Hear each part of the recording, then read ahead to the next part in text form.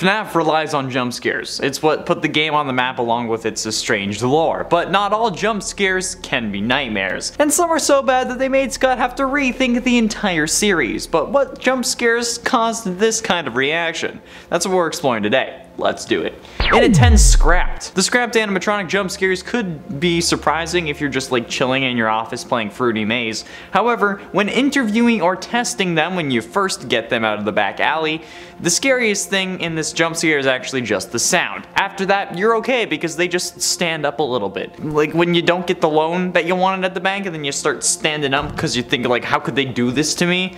Or like, I guess characters in movies and TV do that, because I guess most of the people watching, I doubt that you've tried to get a loan from the bank, let alone failed.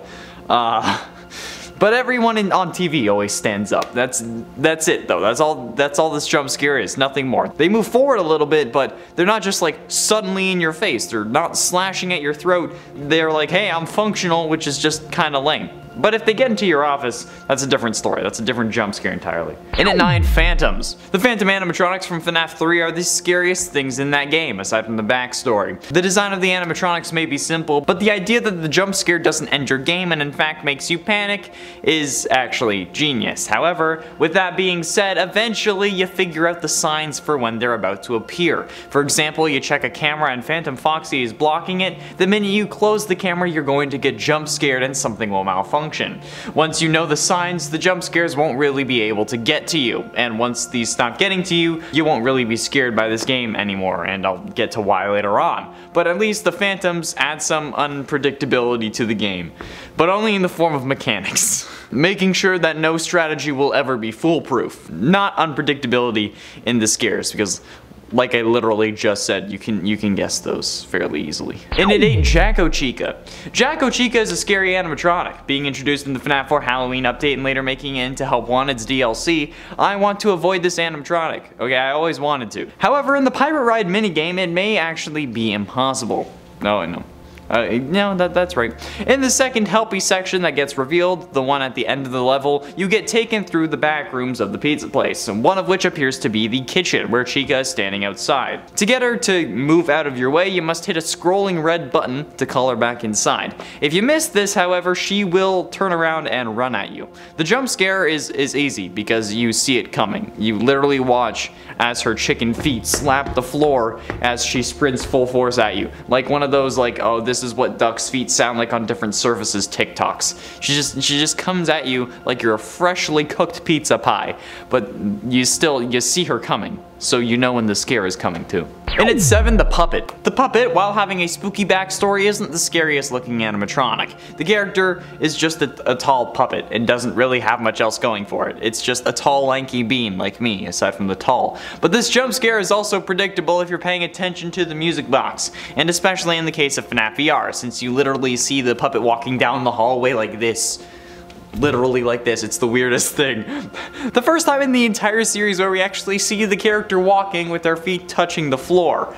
And they walk easier than Ballora. Sure, we see Nightmare on the floor in FNAF 4, but that's not the puppet, only a fearful reflection. And we never see the character's feet, okay? I figured it was just floating around, which would also make sense because honestly, this puppet skips leg day more than me. And I only work out when I go to like a ninja warrior training course, okay? But seriously, the puppet is like the least scary animatronic, and that's on a list that includes less scary characters, okay? Some even are supposed to help you, or at least test your ball pit. The walking like this is really what sells it for me. And at 6, minigames. FNAF 2's minigames were some of the most confusing but helpful parts of FNAF 2's story. Little between-night minigames that would help break up the stress of those nights. However, they would also still get you with a jump scare related to the character in that minigame. When the minigame ended, you'd get jump scared, leaving us petrified. The first time. However, after that, we instantly knew what to expect and when to expect it, leaving the jump scare to maybe shake us at most, solely due to the noise that plays along with the character jumping at you, which is unfortunate. It's desensitization at its finest in its purest form. Halfway through into number 5, Balloon Boy. Balloon Boy isn't a scary animatronic, okay? The dude just looks like he's a dealer on like a grudge match against the man or something. What is Balloon Boy's deal anyway? Like he messes with the lights. Okay, so what? The poltergeist in my apartment does the same thing when I'm sleeping. Why would I care about a little dude running around carrying a bunch of balloons like he just discovered that helium can change your voice or something? Get a life, Balloon Boy. Get out of my office. Like, don't make me call your mom. Like, what are you doing? Try sulfur hexafluoride. That makes your voice deeper. You fucking need it, you narc. In it for Mangle. Mangle's jump scare from Ultimate Custom Night is sad in my opinion. It feels like I didn't get my money's worth out of the game, and like it feels like it's really a FNAF fan game instead. Why? Because it's just a static picture that gets shaken around on screen. And I'm pretty sure the same thing goes for Nightmare Mangle too, just a PNG that gets shaken around a little bit, like me when I was a baby. There's not much to do with it other than a noise, okay? That's it. And while the noise may do a little bit for you, you usually need the visual to help enhance the effect. You need to shock multiple senses. Honestly, a lot of the Ultimate Custom Night jump scares are like this. I'm sure that you've been able to tell that, okay? I had a few of them on this list. It's unfortunate, but I understand not wanting to animate like 50 different animatronics. That would suck, but like, come on, Scott. Come on. Getting close to the end, and at number 3, Helpy. Helpy from Ultimate Custom Night is another one of those jump scares that is really just a static image being shaken around, which isn't really that bad to begin with, but throw in the fact that Helpy is probably the most adorable and friendly looking animatronic, and his jump scare doesn't even end the game, and you're fine. It doesn't make things any worse either. He doesn't activate music, man. He doesn't kill you. He just wants to say hi. His jump scare noise is even the MLG horn sound effect just sped up a little bit. Helpy is literally cheering you on while you play through one of the most stressful games in existence. That's like when everyone thought Foxy was trying to help out in the original FNAF game, except this time it's legit. He's just being a bro and giving you the love and support that we all need and should be getting. Whether it's from our other bros, gals, or significant bro or gal. Yeah.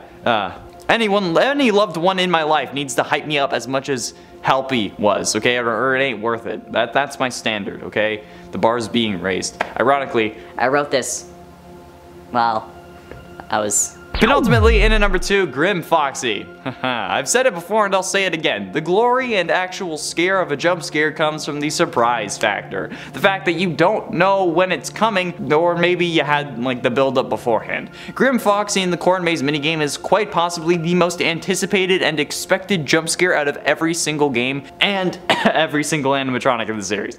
You literally get notified by in-game sounds when he notices you, and then you have a decent amount of time to hide before he actually catches up. Dude runs like this. He runs like this fast. It's... You have so much time that I was able to recite whole vines in a live stream before he actually caught up to me. Like, don't get me wrong. When he did get me, I was acting scared, okay? I'm sorry, but it's true, okay? I wasn't actually scared. The scarier thing was my coworkers trying to put me on edge and trying to bust into the office to scare me, which I ended up catching on that stream because they didn't think that I would have locked the door when I was in VR. Yeah, if you have time to prepare for the scare, okay, it's not scared. And finally, in at number 1, Springtrap. I understand that most of you may find Springtrap to be a scary character, and that's understandable. No, it's not. It's stupid, okay? His backstory is creepy. Yeah, he's the killer of the series, and he's still alive in the suit after plenty of metal was shoved into his body at the speed of Springlocks, but he's mid. He's mid, to quote TikTok comments. So you'd figure his jump scare should be the scariest though, right? Because, like, you know, he's the killer, haha. Well, while the noise that plays may be scary, Springtrap himself does little but move around in a zigzag while slowly making his way towards the player. Like, come on, man, you're a killer. I understand that, like, you're in your murder suit and you're calm and collected, but dude, this could have been the scariest game in the series, and because, like, the design of Springtrap is chilling. But it was so bad, and the fans were so disappointed with it that Scott ended up extending the series since it was meant to be the final game. He actually said this in an interview with Dawko. FNAF 3 was meant to be the final game in the FNAF series. Damn. But yeah, something that bad definitely deserves to be number 1. He made Scott rethink the entire series. Springtrap's the reason we have 10 FNAF games. Shoot me. That's all the time we have for today, friends. Thank you all so much for watching. I have been and shall remain Connor Monroe, and I'll see you in another video.